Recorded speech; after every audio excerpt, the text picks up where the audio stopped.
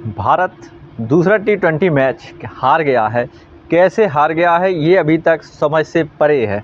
हमारे पास पहले टी20 में इतनी अच्छी बल्लेबाजी नहीं कही थी, लेकिन गेंदबाजी बहुत ही अच्छी हुई थी और उसमें भी हमने 101 रन से हराया था। लेकिन दूसरे टी20 मैच में अचानक से ऐसा क्या हुआ वो हम आपको आज बताते हैं कि कहां कहां से भारत ने ये अपना मैच गंवाया है। पहले तो हमने टॉस जीता कि टॉस का निर्णय हमारा गलत हुआ, लेकिन हम ये भी नहीं कह सकते उसमें हर कोई बल्लेबाजी करना चाहता है, तो वही हमने भी किया और वही सूर्या भाव ने भी किया।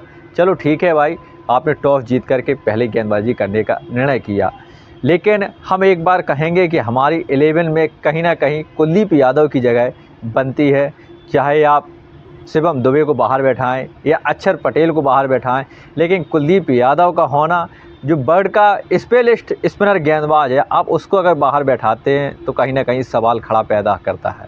जब हमारे मीडियम प्रेशर गेंदबाज नहीं चल रहे थे, वहाँ पर वरुण चक्रवर्ती ने बहुत उम्दा गेंदबाजी करके हमको 250 के पहले ही लक्ष्य मिला। ये सिर्फ इसकी देन है वरुण चक्रवर्ती के। अब हम देखते हैं कि हमने 11 में ठीक है नहीं दी जगह, कोई बात नहीं, लेकिन उसके बाद में हमको 2 से 13 रन पर लक्ष्य दिया। उसके बाद में बल्लेबाजी हमारे दिमाग में सेट थी कि हमको 10 ओवर प्रति रन चाहिए। इससे पहले हम आपको एक चीज़ बताते हैं कि दक्षिण अफ्रीका का कोई भी बल्लेबाज आया हो, उसने रुक कर खेलना नहीं, केवल हिटिंग की है, जिसका उनको फ़ायदा मिला कि कोई भी बॉल लगती थी जब हमारी गेंदबाजी हो रही थी तो जसप्रीत बुमराह, अर्शदीप सिंह, इनको ये समझ में नहीं आ रहा था कहाँ बॉल फेंके, बल्लेबाज की पहुंच से दूर बॉल करने का प्रयास कर रहे थे, जिससे कि बल्ले पर गेंद सही से आए नहीं, कहीं कैच आउट हो या सिंगल या डबल में तब्दील हो। अगर बल्लेबाज की पहुंच से गेंद थोड़ी भी पास होती थी, उनकी रेंज में होती थी, निश्चित तौर से डेविड मिलर हो, चाहे मार्को यानसन हो या डिकॉक हो, सभी ने गेंद को सीधे मैक्सिमम पर भेजने का प्रयास किया, सफल भी रहे।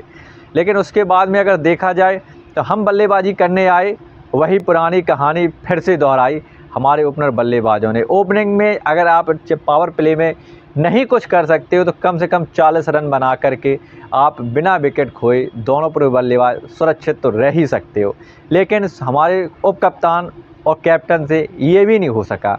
उनके साथ साथ अभिषेक शर्मा भी अपनी लय में बरकरार तो थे, लेकिन वो भी विकेट पर टिक नहीं पाए, जिसका नतीजा ये था कि हम पावर प्ले में ही तीनों टॉप ऑर्डर के बल्लेबाज खो चुके थे। और अक्षर पटेल का एक्सपेरिमेंट ये भाई क्या है, समझ से परे था, क्योंकि अक्षर पटेल कोई इतने बड़े बल्लेबाज नहीं है कि हर बॉल को वो छक्का पे लगा सके या बाउंड्री पर तब्दील कर सके। पावर प्ले में उस बल्लेबाज का एक्सपेरिमेंट किया जाता है कि जो सिर्फ हिटिंग पर विश्वास करता हो, फिनिशर हो। फिनिशर तो यहाँ पे कोई ज़रूरत नहीं थी, आप सूर्या को भेजते, आउट हो रहे थे हो जाते, लेकिन 2-4 अगर बॉल का वो कमाल करती तो लगभग 30 रन 10 बॉलों पर ही जोड़ने की उनमें खासियत आज भी है, इतना उनका फ्लॉप शो नहीं है। लेकिन अक्षर पटेल से आपने बल्लेबाजी करवा करके एक बार विकेट को तो रोका, लेकिन जो रन का एवरेज बढ़ा वो सबसे बड़ा टर्निंग पॉइंट था। हमारे पास बल्लेबाजी 8वें नंबर तक है, लेकिन वो बल्लेबाजी किस लिए है ये समझ से परे हो गई, क्योंकि 8वें नंबर तक बल्लेबाजी थी, फिर भी हम इतने घबरा रहे थे कि सोच रहे थे कि सिर्फ 10-11 का रन रेट हमको चाहिए था। कोई बड़ा रन रेट नहीं है भारत के लिए और टी20 में खास करके। लेकिन तिलक वर्मा जी हमारे बिल्कुल शर्मा जी के जाने के बाद में बिल्कुल अच्छी तरीके से सेट थे, दक्षिण अफ्रीका को भाते भी हैं, लेकिन उनका साथ किसी भी बल्लेबाज ने नहीं दिया। हार्दिक पांड्या भी आए, वो भी स्लो इमोशन से खेलते रहे, रुक के खेलने का प्रयास, शायद उन पर गौतम गंभीर साहब का दबाव था, जो उन्होंने पहले मैच में उम्दा बल्लेबाजी की थी, आए और हिटिंग अपनी स्टाइल में की थी, वो काबिले तारीफ़ थी। लेकिन कहीं ना कहीं वो भी दबाव में महसूस हुए और मात्र कुछ ही गेंदें खेली ज़रूर है, लेकिन उनमें कोई अच्छी खासी उनकी वो परफॉर्मेंस नहीं दिखी जिसके लिए हार्दिक पांड्या जाने जाते हैं। उसके बाद में जितेश शर्मा और शिवम दुबे को ऐसे खिला खिला करके टैलेंटर बल्लेबाज बना दिया कोच साहब ने कि वो अपने बल्लेबाजी की लय पूर्णता भूल गए हैं। हम 157 पर 5 विकेट थे और उसके बाद में मात्र 5 रन और जोड़े और 19.1 ओवर में 162 रन पर पूरी टीम ऑल आउट हो गई। ये दर्शाता है कि कहीं ना कहीं एक्सपेरिमेंट करना ज़्यादा घातक हो रहा है और एवरेज में हम पूरी तरीके से बिखर गए थे, जैसे साउथ अफ्रीका पहले T20 मैच में बिखर गया था। लेकिन यहाँ से सोचने के लिए हम मजबूर इसलिए हैं कि हमको 2026 का वर्ल्ड कप खेलना है। अगर खेलोगे तो इस तरीके से एक्सपेरिमेंट नहीं चलेंगे।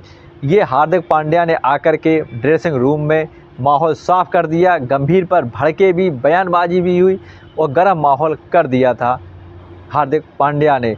उन्होंने एक दर्शा दिया था कि अगर ऐसे ही आप करते रहोगे तो निश्चित तौर से हमको ये 5 मैच में अब हम एक भी मैच नहीं जीत सकते हैं।